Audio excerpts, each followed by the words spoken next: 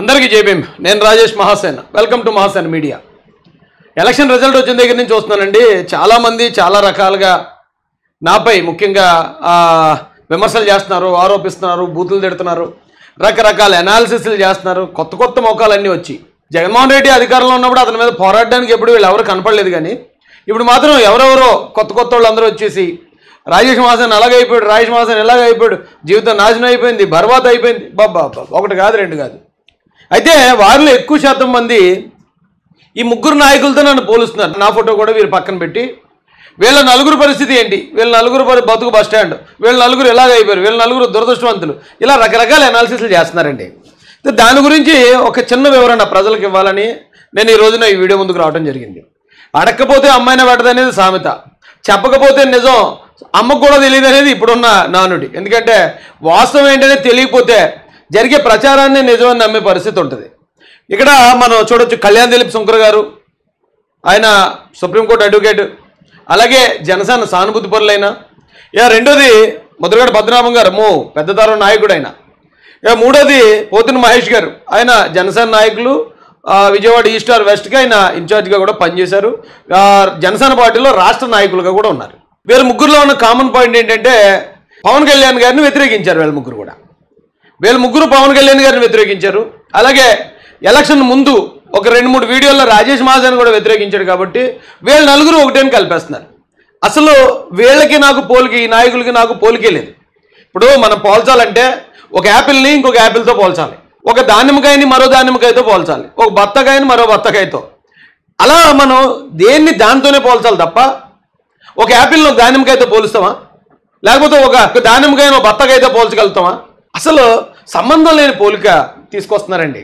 తీసుకురావడం, విష ప్రచారం చేయటం అయిపోయింది. మోసం చేశారు, రాజేష్ మోసం చేశాడు, మోసపోయాడు, ఎందుకు కాకుండా ఏంటండి పద్ధతి, నాకేం అర్థం లేదు. అయితే దీని గురించి ఈ రోజున వివరణ ఇవ్వాలని నేను డిసైడ్ అయ్యాను. ఇది ఏ పార్టీని నేను వ్యతిరేకించడానికి కాదు, అయితే వాస్తవాలు ప్రజలకు తెలియజేయాలి. మాకున్న ఒకే ఒక మీడియా ఈ సోషల్ మీడియా, ఈ యూట్యూబ్ ఛానల్. కాబట్టి దీని ద్వారానే మేము ప్రజలతో మాట్లాడగలం. కాబట్టి ప్రజలకి కొన్ని వాస్తవాలు తెలియజేస్తాను. ముందుగా మన కేడిఎస్ గారి గురించి మాట్లాడదాం. ఈయన ప్రముఖ సుప్రీంకోర్టు అడ్వకేట్. నాకు ఆయన పరిచయం. ఎలా పరిచయం అంటే ఆయన గతంలో జనసేనకు అనుకూలంగా ఆయన మాట్లాడేవారు, ఆయన పోరాడేవారు. అలాగే నేను కూడా జనసేనకు అనుకూలంగా మాట్లాడేవాడిని. జనసేన తరపున నేను కూడా జనసేన ఎవరైనా ఏమైనా అన్నా, పవన్ కళ్యాణ్ గారి మీద ఎవరైనా విమర్శలు చేసినా నేను కూడా సోషల్ మీడియాలో నా స్థాయిలో నేను అడ్డుపడుతుండేవాడిని. అయితే ఈయనకి నాకు ఎలా పరిచయం ఏర్పడింది అంటే, జనరల్గానే ఆయన ఒక అడ్వకేట్ కాబట్టి జగన్మోహన్ రెడ్డి గారి నా మీద చాలా తప్పుడు కేసులు పెట్టారు. దాదాపు 30 కేసులు పెట్టారు.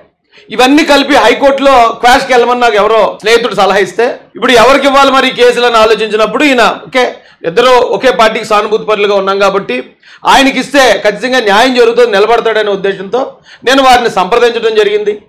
ఈ క్రమంలోనే రాజేష్ మీద పీడీ యాక్ట్ పెట్టబోతున్నామని నాకు ఒక ఇన్ఫర్మేషన్ వస్తే దాన్ని కూడా వీరికే ఫోన్ చేసి నేను వారి దగ్గర లీగల్ ఒపీనియన్ తీసుకోవడం జరిగింది. వారు మంచి సలహా ఇచ్చారు నాకు. ఆ కేసులకు సంబంధించి మీరు దీన్ని ఫైల్ చేయండి అని చెప్పి వారికి ఆ కేసులకు సంబంధించిన ఫైల్ ఇవ్వడానికి వారి ఆఫీస్కి హైదరాబాద్ కూడా వెళ్ళాను. నేను నా టీం మొత్తం వెళ్ళాం. పైగా అన్నిటికీ మించి ఆయన అంబేద్కర్ గారి గురించి వీడియోలు సిరీస్ చేసేవాడు. అంబేద్కర్ గారి గురించి ఆయన మాట్లాడే విధానం, ఆయన చెప్పే కోణం మాకు చాలా బాగా నచ్చింది. సో అలాగ మేము వారిని అభిమానించడం జరిగింది. వారిని వెళ్ళాం, కలిసాం, మాట్లాడాం, ఫోటోలు దిగాం, వాటిని సోషల్ మీడియాలో వైరల్ అయ్యాయి. చాలా ఇష్టంగానే ఉండేవాళ్ళు. అయితే ఎక్కువ పరిచయం కదా, ఎక్కువసార్లు మేము కలవటం, ఫ్రీక్వెంట్గా ఫోన్లో అలాంటిది ఏమీ లేదు. అయితే ఈ క్రమంలో ఒక 2 సార్లు ఆయనకి నాకు విభేదాలు వచ్చాయి. ఒకసారి ఏమైందంటే అండి, బాలకృష్ణ గారు ఆయన మాట్లాడుతూ ఆ అక్కినేని తొక్కినేని, ఆ రంగారావు ఈ రంగారావు అని ఏదో ఒక మాట మాట్లాడాడు. ఆయన అందరూ అద్భుతంగా నటించారు. నాకు మంచి టైంపాస్ అని ఉన్నానంటే ఎప్పుడు కూర్చొని వేద శాస్త్రాలు, నాన్నగారు డైలాగులు, ఆ రంగారావు గారు ఈ అక్కినేని తొక్కినేని అన్నీ కూడా మాట్లాడుకుంటూ ఉండేవాళ్ళం.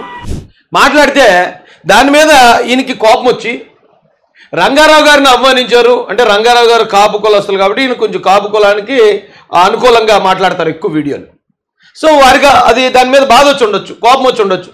మా రంగారావు గారిని నువ్వు అలాగ అంటావా అని చెప్పేసి ఆయన ఏదో వీడియో మాట్లాడాడు. అది నాకు తెలియకుండా అది పెద్ద రచ్చ అవుతుంటే నేనేం చేశాను, నా విశ్లేషణ నేను ఇచ్చాను వచ్చి. ఏమని, ఆయన ఆ అక్కినేని తొక్కినేని అన్నారు. ఒకవేళ బాధపడితే అక్కినేని వాళ్ళు బాధపడాలి, కానీ ఆ రంగారావు గారు ఈ రంగారావు గారు అన్నారు తప్ప, రంగారావు గారు అన్నారే తప్ప రంగారావు గారిని ఎక్కడైనా తప్పుగా మాట్లాడలేదండి అని నా విశ్లేషణ నేను బాలయ్య బాబుని సపోర్ట్ చేసుకుంటూ ఇచ్చాను.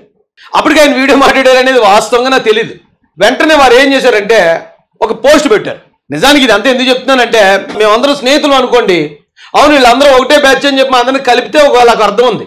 మాకు విభేదాలు ఉన్నాయి, సిద్ధాంతపరమైన విభేదాలు. దాంతోపాటు ఇప్పుడు ఈయన జనసేన పార్టీ అనుకూలమైన వ్యక్తి, ఆయన ఎవరో మన పోతిన మహేష్ గారు జనసేన పార్టీ నాయకుడు. ఇక ముద్రగడ గారి విషయంకి వస్తే ఆయనేమో కాపు కులస్తుడు కాబట్టి నువ్వు కాపు కాబట్టి పవన్ కళ్యాణ్ గారు వచ్చావు, నువ్వు ఎందుకు సపోర్ట్ చేయవని కాపు యువత వాళ్ళ బాధలో కూడా అర్థం ఉంది. సో నేను ఆ కులానికి చెందినోడిని కదా, పార్టీకి చెందినోడిని కాదు. నేను తెలుగుదేశం పార్టీ, నేను ఒక ఎస్సీ కులానికి చెందిన వ్యక్తిని. అసలు నాకు వీరికి ఏంటి పోలిక నాకు అర్థం కాక నేను ఈ వీడియో ముందుకు రావడం జరిగింది. అయితే మీరు ఏం చేశారంటే అప్పుడు నా మీద ఒక పోస్ట్ పెట్టారు. కొంతమంది అంబేద్కర్ అని ఏదో మాట్లాడుతూ ఉంటారు కానీ మనం అనుకున్న నిజాయితీ లేదని, ఏదో వారికి నా మీద కోపం వచ్చి ఉండొచ్చు, లేకపోతే నన్ను అపార్థం చేసుకుని ఉండొచ్చు, ఏదైనా జరిగి ఉండొచ్చు. వారు నెగిటివ్గా పెట్టారు పోస్ట్. ఆ రోజు నేను కళ్యాణ్ దిలీప్ గారి గురించి ఒక్క నెగిటివ్ మాట కూడా ఎక్కడ నేను మాట్లాడలే, ఎప్పుడు మాట్లాడలేదు, అప్పుడు కూడా మాట్లాడలేదు. తర్వాత కొంతకాలానికి ఏమైందంటే నీవు నేర్పిన విద్య నీరజాక్ష అని వారు చంద్రబాబు నాయుడు గారి మీద ఒక పోస్ట్ సంథింగ్ వీడియో ఏదో మాట్లాడారు. అప్పుడు చంద్రబాబు నాయుడు గారు అరెస్ట్ అయిన బాధలో ఉన్నాం. ఆయన అరెస్ట్ అయిన బాధలో ఉన్నప్పుడు ఈయన ఇలా మాట్లాడడం, అప్పటికే జనసేన పార్టీ తెలుగుదేశం పార్టీ అనుకూలంగా ఉన్న పరిస్థితి అనమాట అండి. అప్పుడు నాకు బాధ అనిపించింది. నేను అప్పుడు తెలుగుదేశం పార్టీ అధికార ప్రతినిధిని. నాకు వారితో నాకున్న స్నేహం ఇవన్నీ పక్కన పెడితే పార్టీ అంటే పార్టీయే కదా మరి.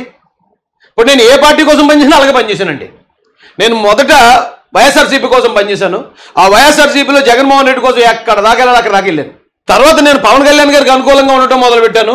పవన్ కళ్యాణ్ గారి మీద ఎవడో మంత్రులు కానివ్వండి, ఎమ్మెల్యేలు కానివ్వండి, ఈవెన్ జగన్ గారు కానివ్వండి, ఎవరు మాట్లాడినా సరే ఇమ్మీడియట్గా అడ్డుపడేవాడిని. ఇమ్మీడియట్గా నా స్థాయిలో వాస్తవాలు నేను ప్రజలకు తెలియజేసే పరిస్థితే. తర్వాత నేను తెలుగుదేశం పార్టీలో జాయిన్ అయ్యాను. ఇక చంద్రబాబు నాయుడు గారిని, లోకేష్ గారిని ఏమన్నానంటే వారిని అడ్డుకోవాల్సిన బాధ్యత అధికార ప్రతినిధికి నా పై ఉంది. సో నేను మరొక వీడియో పెట్టాను. ఏమంటే మీరు అలా మాట్లాడకుండా ఉండాల్సింది. ఇప్పుడు మేము అందరం బాధలో ఉన్నప్పుడు మీరు నీవు నేర్పిన నిజ అంటే జగన్ గారు అరెస్ట్ అవ్వటం, చంద్రబాబు గారు అరెస్ట్ అవ్వటం ఒకటి కాదు. జగన్ గారు నిజంగానే అక్రమాస్తులు సంపాదించారు, చంద్రబాబు నాయుడు గారి మీద పెట్టిన తప్పుడు కేసు రెండు ఒకటే అలాగ అవుతాయండి అని నేను వీడియో మాట్లాడాను. అది వారికి కోపం తెప్పించింది. కోపం తెప్పిస్తుంది. కోపం రాకపోతే మనం ఆశ్చర్యపోవాలి. ఎందుకంటే నేను మాట్లాడిన దానికి ఆయనకు ఎందుకు కౌంటర్ ఇవ్వాల్సి వచ్చిందని చెప్పి ఆయన కోపం వచ్చింది. కోపం వచ్చి ఆయన జనసేన పెద్దల దృష్టికి తీసుకెళ్లారు. పెద్దల దృష్టికి తీసుకెళ్తే వారు కూడా మరి ఈ టైంలో నువ్వు అది మాట్లాడకుండా ఉండాల్సింది కదా, ఆయన అప్పుడు అరెస్ట్ అయ్యి అందరూ బాధలో ఉన్నప్పుడు మీరు ఎందుకు మాట్లాడారని ఏదో పెద్దలు ఎవరు అన్నారని వారే మళ్ళీ వీడియో పెట్టి, ఇక రాజేష్ని గురించి నేను మహాసేన రాజేష్ గురించి మీరు చేస్తే పడుచుకోలేదు, నేను ఇక్కడి నుంచి ఇక రాజకీయాలు మాట్లాడి ఏమి మాట్లాడినాయిగా రాజేష్ గారు మీరు కూడా ఆయన నాకు ఏదో స్వీట్ వార్నింగ్ ఇచ్చారు. కానీ ఆ తర్వాత కూడా నేను వారి మీద ఎప్పుడు నెగిటివ్గా నేను మాట్లాడలేదు. నేను అప్పుడు నా చంద్రబాబు నాయుడు గారి గురించే మాట్లాడాను. గతంలో బాలకృష్ణ గారి గురించే ఆ రెండు సంఘటనల్లోనే వీరికి సంబంధించి నేను వ్యతిరేకంగా మాట్లాడాల్సి వచ్చింది, సిద్ధాంతపరంగా మాత్రమే. పర్సనల్గా మాకు ఏ గొడవలు లేవు. ఇది వారికి నాకు మధ్యలో ఉన్న ఇది. బేసిక్గా వీరు ఇక మెగా ఫ్యామిలీకి, పవన్ కళ్యాణ్ గారికి, ఇక వాళ్ళు శ్రీరామచంద్రుడు అయితే ఈయన హనుమంతుడిలాగా వాళ్ళ మీద ఏగా కూడా వాళ్ళు ఇచ్చేవాడు కాదు. జనసేన మీద ఎవరన్నా ఏ అంబటి రాంబాబు కానీ లేకపోతే అమర్నాథ్ కానీ పేరున ఇలా ఎవరు మాట్లాడినా సరే వచ్చి మా మీడియా ముందుకు వచ్చి లెఫ్ట్ రైట్ ఇచ్చేసేవాడు. కొన్ని లక్షల మంది ఫాలోవర్స్ ఉన్నారు, కొన్ని లక్షల మంది చూస్తారు ఆయన చెప్తే. చాలా మంచి ఇన్ఫ్లుయెన్సర్, నాకు కూడా బాగా ఇష్టమైన ఇన్ఫ్లుయెన్సర్ ఆయన. అయితే మరి కారణాలు ఏంటో నాకు తెలియదు. వారు జనసేన పార్టీకి వ్యతిరేకంగా, అంటే నేను ఒకవేళ నా ఒపీనియన్ చెప్పమంటే చెప్తాను, అలాంటి హార్డ్ కోర్ జన సైనికుడు ఆయనకు అనుకున్న అవకాశం అక్కడ దక్కకపోవటమో, ఆయన అర్హతకున్న గౌరవం దక్కకపోవడం సంథింగ్ జరగటం వల్ల వారు జనసేనకు వ్యతిరేకంగా మాట్లాడారు. కొంచెం వైసీపీకి అనుకూలంగా ఒక ఇంటర్వ్యూ నేను చూశాను, వారు మాట్లాడారు. దాన్ని కూడా నేను తప్పుపట్టను, ఎందుకంటే అది వారి నిర్ణయం, అది రాజ్యాంగం వారికి ఇచ్చిన హక్కు. అందులో నేను అలా కల్పించుకోవట్లేదు. వీరి విషయంలో జనసేన వారు ప్రవర్తించిన తీరు కూడా నాకేమో ఆక్షేపణీయం కాదు. ఏమో వారు ఎందుకు అలా చేశారో నాకు తెలియదు. ఈ క్రమంలో ఈయన మాట్లాడారు జనసేనకు వ్యతిరేకంగా లేకపోతే వైసీపీకి అనుకూలంగా అనేదానికి, దాన్ని రాజేష్ మహాజన్కి లింక్ ఎట్టి ఇప్పుడు వస్తున్న కొంతమంది బొకడా విశ్లేషకులు ఎవరైతే ఉన్నారో ఈ బొకడా గాళ్ళకి నేను చెప్తున్నాను, ఈ రెండింటికి ఏంటి సంబంధం? ఆయన వ్యతిరేకించి మాట్లాడడం, ఆయన నాకు తెలిసి పవన్ కళ్యాణ్ గారిని ఏమి వ్యతిరేకించలేదు, ఆయన ఏమి డైరెక్ట్గా ఆయన ఏమి టార్గెట్ చేయలే. కాకపోతే ఆయన వెర్షన్లో ఆయన ఏదో చెప్పుకెళ్ళాడు. అది కొద్దిమందికి జన సైనికులకి ఈయన వైసీపీకి అనుకూలంగా మాట్లాడాడని అనిపించి ఉండొచ్చు.